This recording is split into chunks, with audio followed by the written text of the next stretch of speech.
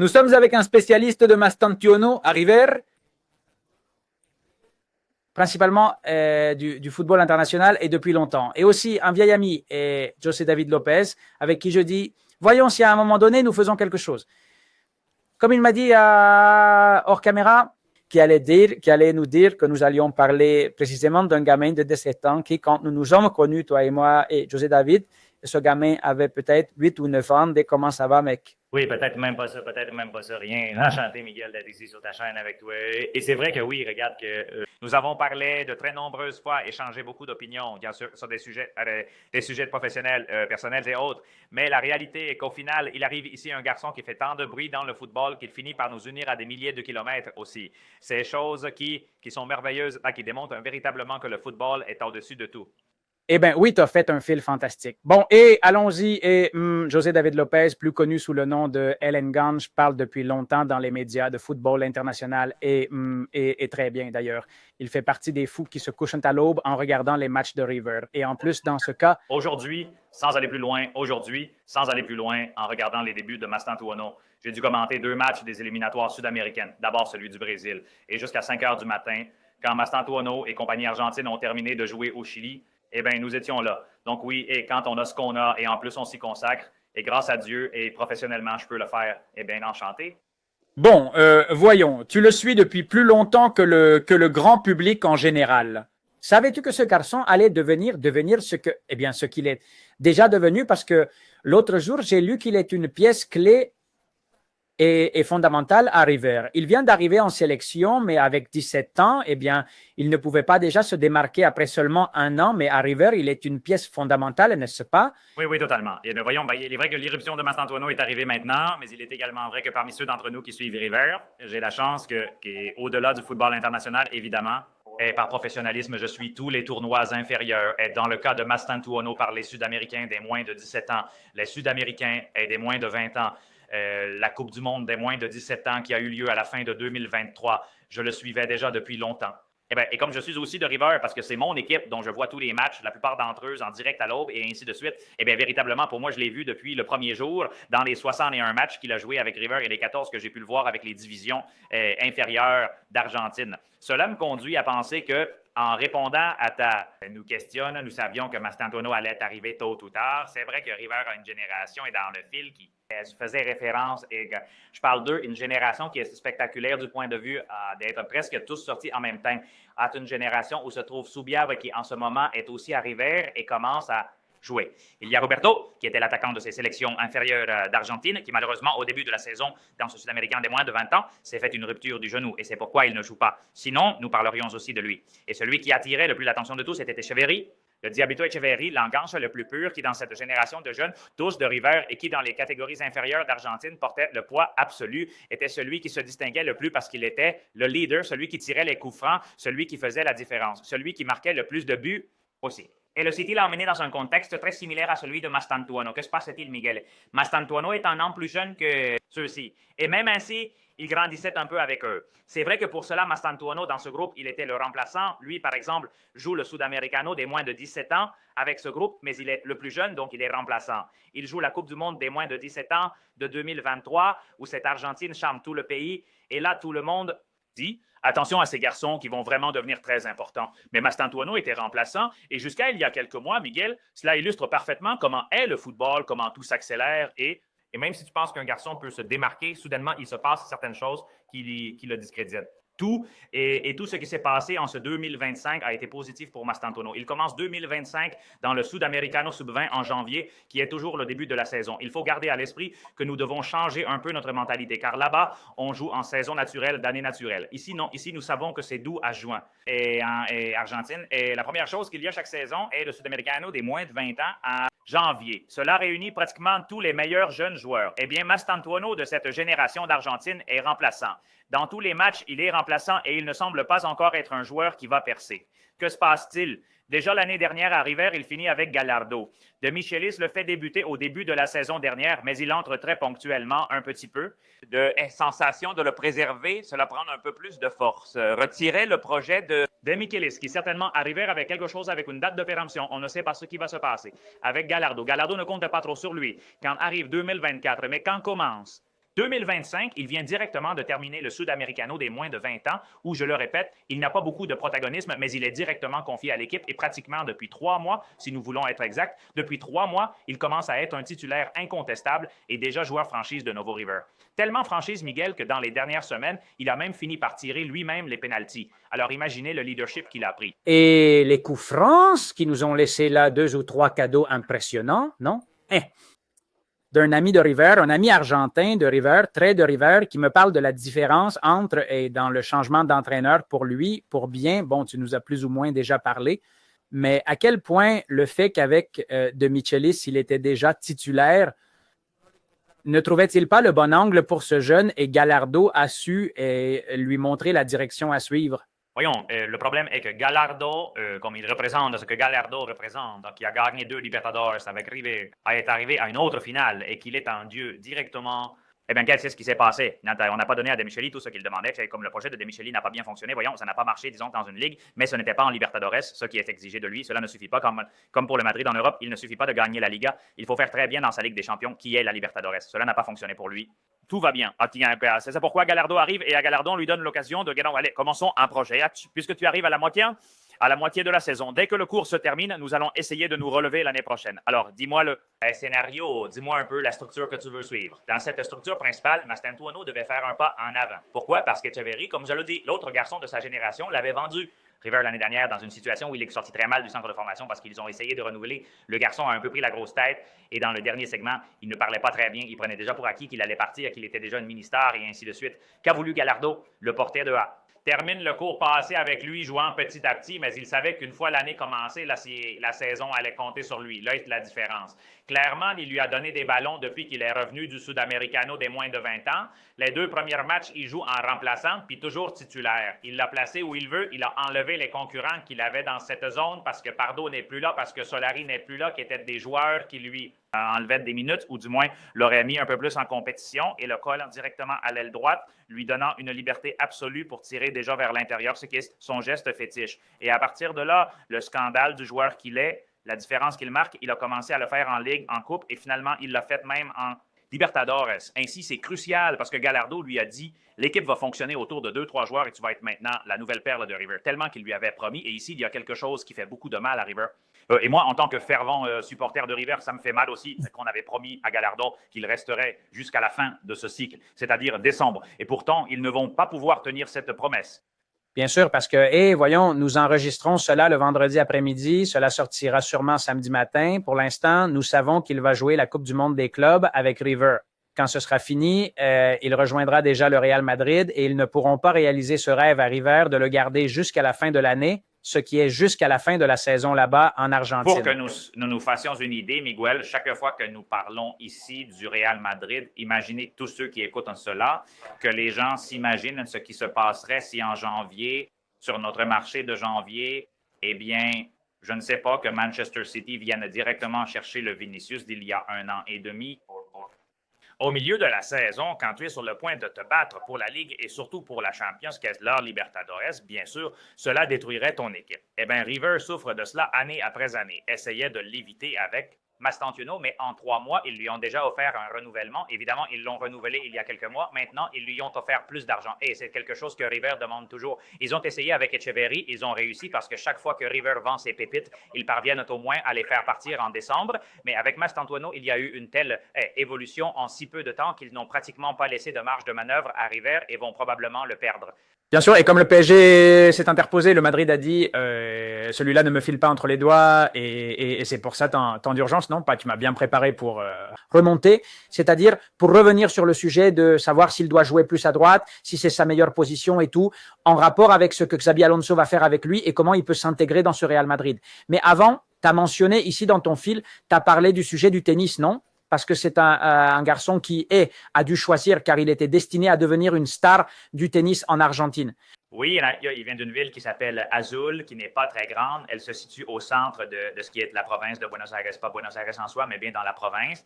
Et dans cette région, il y a quelques académies de tennis qui ont eu pas mal de succès. Ils commencent dans le football à l'âge de 3 ans, mais aussi dans le tennis. Il se trouve aussi que quand il doit choisir entre un sport et un autre, il était le 10e, il était dans le top 5, mais à ce moment-là, plus ou moins parmi les 10 meilleurs d'Argentine à cet âge. C'est-à-dire, il était à un point, clairement, où s'il voulait vraiment se professionnaliser dans le tennis, probablement en ce moment, nous parlerions d'une des perles ou des promesses aussi du tennis argentin. Et ce qui vient de briser et décider finalement que le football soit son chemin, c'est que quand il doit choisir, en même temps, River lui propose de faire des essais. Lors de ces essais, évidemment, River le fait des éloges, le flatte autant que possible, avec ses plus beaux atouts pour l'attirer, et à partir de là, il décide que ce sera à River qu'il ira dès son jeune âge. Donc, oui, il était sur le point de prendre un autre chemin, dont je ne doute pas qu'avec la personnalité qu'il a, avec le leadership qu'il possède, il aurait également très bien réussi. Oui, mais c'est comme diraient les Argentins, Fachero, non? Qu'il a une bonne allure, d'une bonne famille, non? C'est un jeune. Regarde, l'autre jour, quelqu'un le comparait à Nadal a choisi le tennis. Ce jeune a choisi le football. Mais il est de ces jeunes que peut-être nous avons tous vu. Nous avons tous eu en classe ou à l'école de football où nous jouions petit, le typique à qui tout réussit, non? Qui jouait bien à tout. J'en avais un qui jouait bien au football, au volley et au tennis. C'était et celui-ci a l'air d'en être un, non? Là, il aimait le tennis et dans sa ville, il y avait déjà une bonne école de tennis et son père, en plus, était l'entraîneur de l'équipe du quartier où il a commencé. Alors, à la fin, tout était football, c'était tennis et il avait assez de capacité pour avoir compétitionné au plus haut niveau. Il est vrai qu'à la fin, eh bien, je comprends que le football, si tu es de River, surtout comme c'est le cas pour lui, parce que depuis tout petit, il est de River. En fait, la première équipe dans laquelle il joue s'appelle River Plate de Azul, qui est la ville où il est né. Donc, clairement, au moment où River lui propose quelque chose de sérieux, eh bien, le football, c'est le football et son cœur penchait par là. Merde, mais c'est incroyable. C'est une photo de l'année 2019 qui est avant-hier, mec. Bien sûr, incroyable. C'est pourquoi je dis, dans le fil, j'explique bien tout le temps, j'essaye de développer, de montrer aux gens qu'il ne peut pas y avoir eu beaucoup de chemin avant ce que nous racontons maintenant, parce que ce garçon est encore un garçon. C'est totalement un garçon, c'est que quand il débute à River, il est le plus jeune à débuter dans l'histoire de River à 16 ans. Hier, il est devenu le plus jeune à débuter avec l'Argentine dans toute l'histoire, à 17 ans. C'est clair, il ne peut pas y avoir beaucoup plus avant. C'est pourquoi, dans le fil, je racontais cette histoire de Cemento Armado, qui est cette photo que nous voyons là. Il est celui à côté du gardien en haut, le blond, du gardien à la peau mate qui porte du jaune. Et véritablement, c'est la démonstration que le parcours a été si immédiat que soudain, tu vois des histoires et tu te dis, si c'est que cela s'est passé si récemment, que tu ne peux pas encore avoir un grand développement pour raconter ces petites anecdotes. Et ça m'attire beaucoup l'attention. Et ce qui vient juste après cela, pour moi, Miguel est super puissant parce qu'il y a même des vidéos de lui faites quand il a ouvert sa propre chaîne YouTube. C'est-à-dire, nous Regarde, maintenant, le voilà. Bien sûr, incroyable.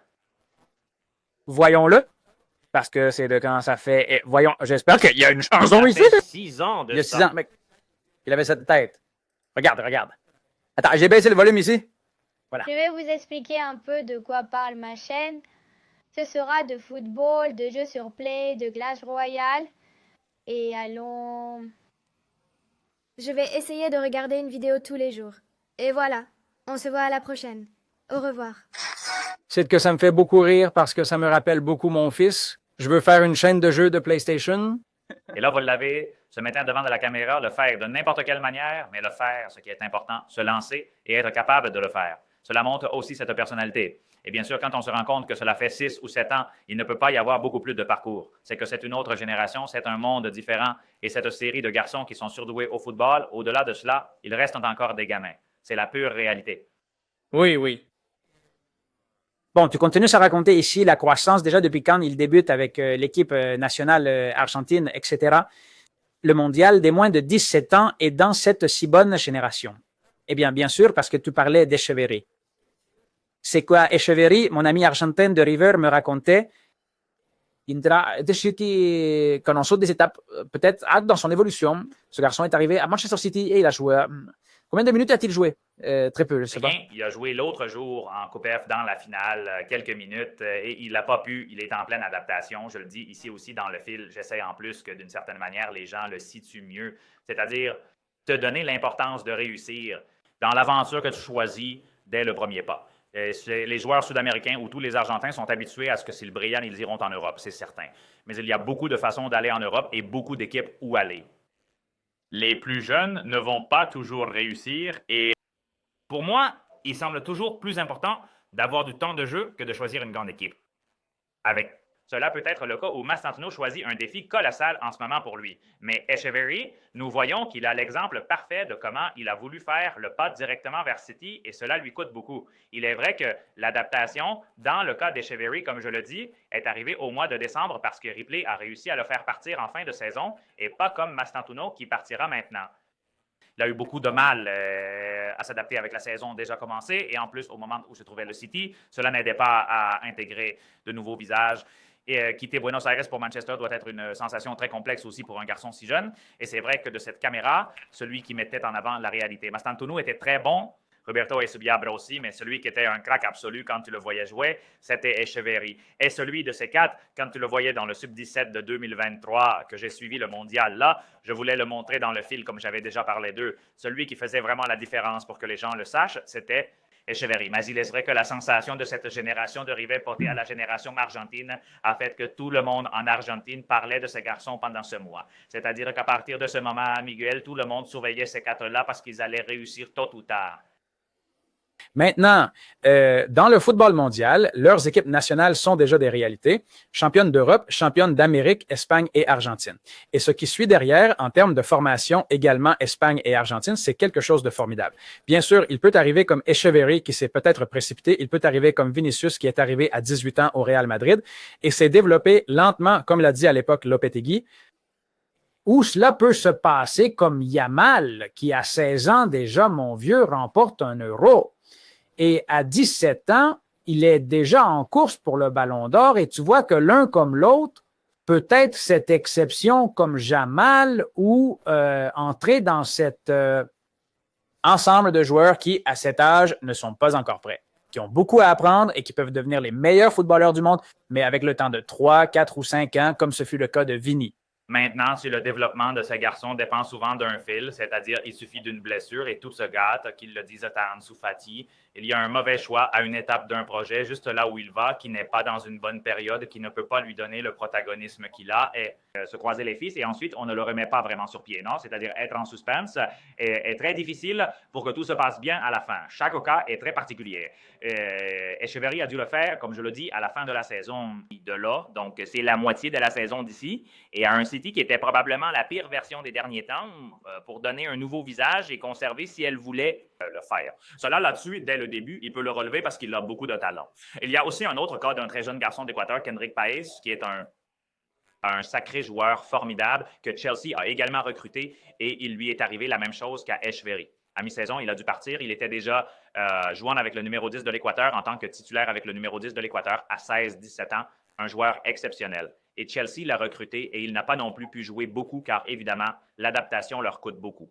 Mais je vois ici quelque chose de différent. C'est vrai que Lamine Yamal, pour moi, est intouchable. C'est un autre niveau. Et en plus, c'est quelque chose que pour Lamine Yamal, le Real Madrid ne ferait pas bien en prétendant recruter Mastantuono. S'il veut le comparer au fait, moi aussi, j'ai mon Yamal, car ce serait mal pour Mastantuono. De plus, à Lamine, il faut prendre en compte qu'il est déjà né et contexte comme Barça, dans le contexte Massilla, dans le contexte est, je suis dans l'équipe, le projet de formation qui va me faire progresser et en plus avec une série de coéquipiers que je les connais depuis toujours. Quand j'arrive en première équipe, je continue à jouer de la même façon avec les mêmes coéquipiers. Tout à coup, l'aspect de Xavi arrive. Même maintenant, avec Flick et toute la bande de jeunes joueurs prennent de l'importance parce que leur entraîneur le leur donne. C'est-à-dire que tout a bien fonctionné pour Lamine, en plus d'être un joueur incroyable. Mais Mastantuono a pris un peu plus de risques car il aurait pu partir aussi il y a quelques mois. Cependant, il a attendu que River lui accorde vraiment de l'importance pour qu'il puisse démontrer le grand talent qu'il a. Echeverry n'a pas eu autant de régularité, ni autant de minutes dans des matchs importants, même à River. Presque personne ne les a eus. Mastantuono, je pense que plus par hasard aussi, pas tant par sa propre décision, eh bien, il ne s'est pas distingué au moment où il a pu, pendant le projet de De Michelis, dans les minutes qu'on lui donnait, mais il a attendu que quelqu'un le lui donne quelques mois plus tard. Et il s'est retrouvé avec Gallardo qui lui a donné de protagonisme et il a su l'exploiter au maximum. Qu'est-ce que se passe-t-il avec ça? Que pour moi, cela ressemble plus dans ce cas à ce que tu citais de Vinicius et même à Rodrigo, parce que Vinicius et Rodrigo, lorsqu'ils arrivent au Madrid, ont déjà joué de nombreuses minutes à Santos et à Flamengo. Peut-être pas avec l'impact de Mastantuono, je dois te le dire aussi, hein, Miran? Je les ai beaucoup vus aussi à Vinicius et Rodrigo. En fait, j'ai fait beaucoup de fils à l'époque sur eux deux de tout ce que j'avais vu et je peux t'assurer que l'impact de Vinicius et Rodrigo au Brésil n'était pas équivalent à ce qu'ils ont provoqué en quelques quelques mois à Mastatono en Argentine. C'est vrai aussi. C'est pourquoi, pour moi, chaque aspect de ces jeunes est différent. Chaque aventure est différente. Mastatono va prendre beaucoup de risques, au-delà du fait qu'il me semble être un joueur qui prend beaucoup de risques en allant brusquement au Real Madrid parce que c'est un changement radical. Et j'espère que le Real Madrid va lui donner des minutes parce que ce que Mastatono ne peut pas se permettre, c'est de ne pas jouer, car cela le stopperait complètement. Non, non, exactement. Bon, regarde, et tu me le laisses ici tout près pour voir où il pourrait jouer, c'est-à-dire où Xavi Alonso pourrait le mettre. C'est clair. Il a été démontré. Tous les moments forts que j'ai vus de Mastantuono, je l'ai vu coller à l'aile droite, mais il peut jouer sur tout ce front de pas ben, ce que je vois, par exemple, il y a des gens qui disent oh non, c'est qu'il ressemble beaucoup à Goulet. Attends, ou c'est-à-dire, non, je pense que Mastantuono est plus rapide que Goulet. Je pense qu'il a plus de dribble que Goulet. Ce qui se passe, c'est que Goulet, je pense qu'au Real Madrid, ce qu'il devrait faire, j'espère que Xavi le fera, c'est le reculer un peu de position. Je ne sais pas si tu le vois comme moi, que Goulet pourrait être un peu plus intérieur et Mastantuono est autre chose. Finalement, regarde, nous parlons de garçons qui ont beaucoup de talent, mais qui sont finalement un peu victimes ou prisonniers du système et du projet de chaque équipe. Ce qui lui est arrivé, c'est qu'on a essayé de le placer sur l'aile dès le début, même, alors que Güler jouait toujours à l'intérieur parce qu'il est un meneur purissime. Güler au Fenerbahçe jouait toujours en tant que numéro 10 et en sélection turque, il joue aussi en tant que numéro 10. Et ce qui se passe, c'est que le football moderne t'oblige à positionner certains joueurs dans un autre contexte ou d'autres rôles parce qu'ils ont d'autres missions et les entraîneurs, chacun lui attribue un rôle et évidemment, donc c'est pour cela que je dis de réussir. Avec le destin que chacun va avoir. Mastantuono est un ailier droit parce qu'il joue à droite, mais il est extrêmement gaucher.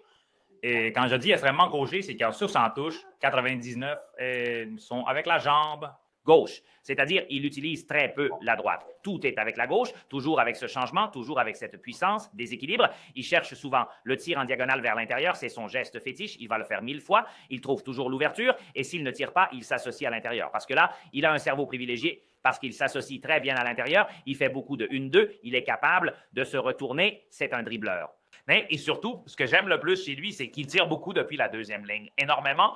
Dans tous les matchs, il fait toujours 2-3 tirs. C'est vrai qu'au fur et à mesure qu'il a aussi gagné en autorité et les convictions ascendantes arrivèrent, lui, il a pris beaucoup sensation de liberté dans ce sens et il jouait déjà comme le joueur typique d'NBA qui sait quand il doit tenter le tir décisif. Eh bien, ce rôle, Mastantuono était déjà en train de le prendre directement et ça ne m'a pas plu du tout et c'est pourquoi, entre autres choses, j'ai décidé de lancer le fil parce qu'il ne jouait pas en soutien. Les gens disent qu'il peut jouer à l'intérieur. Il peut jouer à l'intérieur, mais nous ne l'avons pas vu.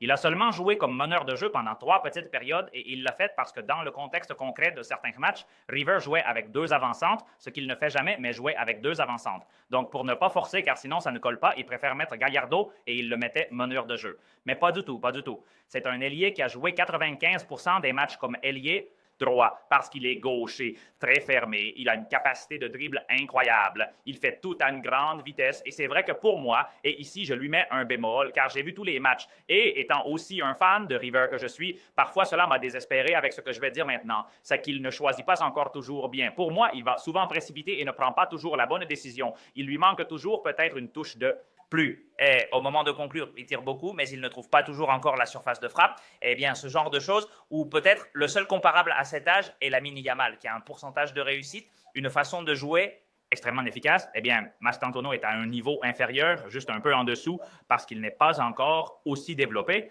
Je le répète, cela ne fait que 3 mois qu'il joue dans l'élite Miguel. C'est que, bien sûr, nous parlons d'une émergence très, très rapide et très précoce. Cependant, attends, Lamine Yamal va avoir, il a maintenant 17 ans et va avoir 18 ans maintenant en juillet, n'est-ce pas?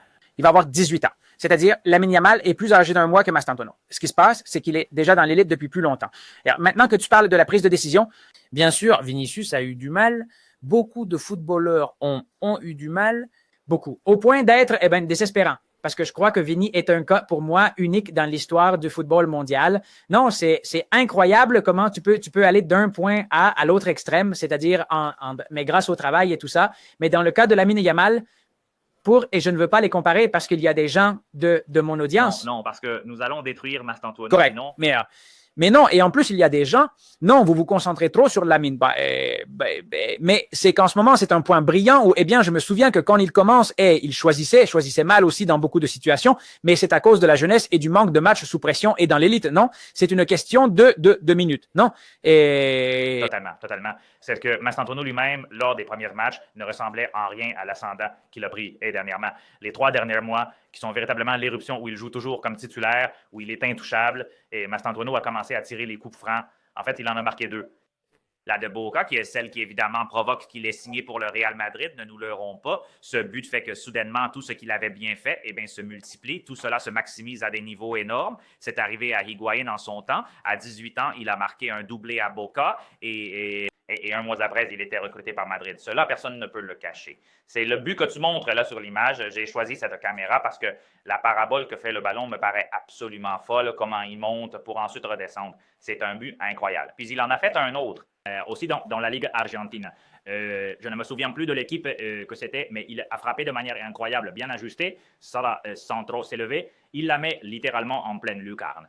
Un autre but incroyable, c'est-à-dire... Je crois que je l'ai vu. Maintenant, je ne l'ai pas ici, mais je crois que je l'ai vu aussi. Formidable. Oui, très bien. Il est juste en dessous, je crois, Voyons, dessous. je cherche. C'est comme dans un coin, non? Dans un coin de la surface, je crois me rappeler. Celui-ci, non? Voilà.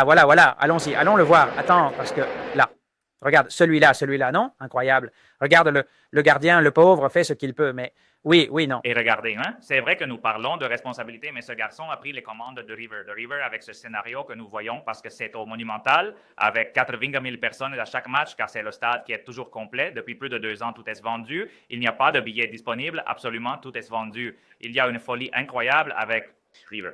Et il n'a pas été écrasé par la pression. Il a commencé à tirer des coups francs, et il les réussissait. Et dans le dernier mois et demi, là, il a aussi commencé à tirer les pénaltys, comme l'a fait Lamine Yamal maintenant en la Ligue des Nations, qu'il a pris à Al-Saba. Eh bien, la même chose, c'est-à-dire que ce genre de garçon reçoit des responsabilités, ils les prennent, n'ont pas peur, vont de l'avant avec tout et finissent par faire la différence. Les 3 derniers mois ont été le moment qui a fait de Mastantuono ceci. Pardon, maintenant, non, je m'étais mis en sourdine. Nous verrons l'évolution de Mastantuono au Real Madrid. Je te laisse, tu es pressé, tu es très sollicité, mec. C'est que maintenant, comme certains t'appellent les palenquitas du football international, putain, hein? Toute la vie. C'est-à-dire que quand on me dit à Miguel, c'est vrai, ils ont toutes les raisons du monde, mais je ris parce que je suis toujours aussi palenquita ou tricky. Tout ça comme quand j'avais 20 ans. Hein. Pour moi, rien n'a changé. J'ai exactement la même vie. Non. Je me couche à 5 heures du matin en regardant Mastantuono pour ensuite le partager avec vous. Hein? Je sais que tu es un passionné de ça depuis longtemps, mec. Eh ben, un grand câlin, José David Lopez. Merci beaucoup, mec. Et mettez un like à cette vidéo si elle vous a plu. Abonnez-vous à la chaîne. Et voilà, à voir si à un autre moment, nous t'avons aussi ici pour analyser que ce jeune est bien réussi au Real Madrid, même s'ils l'ont acheté. J'allais dire voler jamais. Ils l'ont acheté à ton River Plate. J'espère que cela se passera bien. Cela nous fera du bien à tous. Un salut. Merci, Miguel. Salut.